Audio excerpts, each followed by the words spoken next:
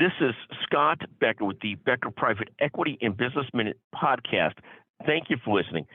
This is a business update, 10 stories we're following today. First, the markets were up yesterday and are generally up for the week and for the year.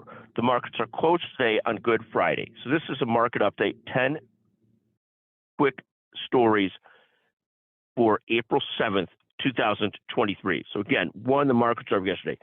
Two, the S&P was also up yesterday and is now up 7% year to date. Third, the NASDAQ was also up and is now up around 15.5% year to date. The Dow, which is less of a bellwether because it only reflects 30 stocks, is up about 1%.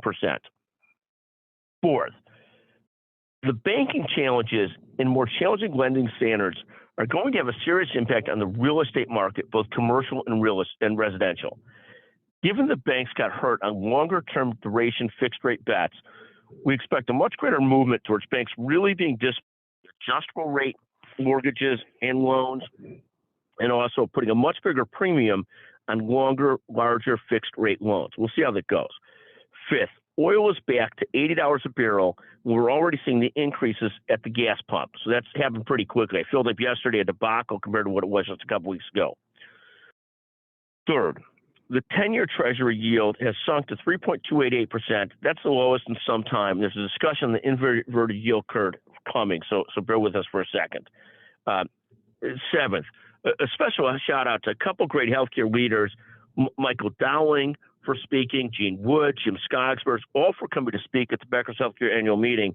Also a special shout out to Mark Cuban, who's talking about his drug cost plus business, but really a phenomenal leader investing what Mark Cuban is doing.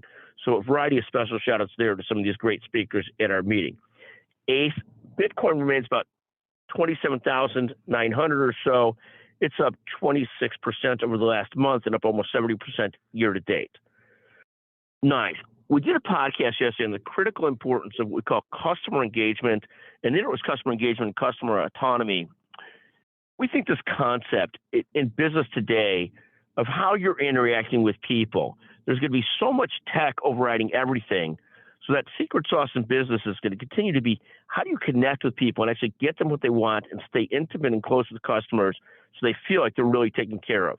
I think it's a very important part of the business climate today, and something that so many of us get away from is we get used to just communicating and doing everything sort of on our own. But the more you find ways to stay connected to your work teams, connected to people you work with, I think the better off we'll be. Finally, 10 today, we're watching this. Powell's curve is an article in Reuters. Powell's curve plunges to new lows, flashing recession warning. This is the concept that the yield curve is so inverted that the 10 years at 3.3%, 3.28%, the 1 year is about 4.5%.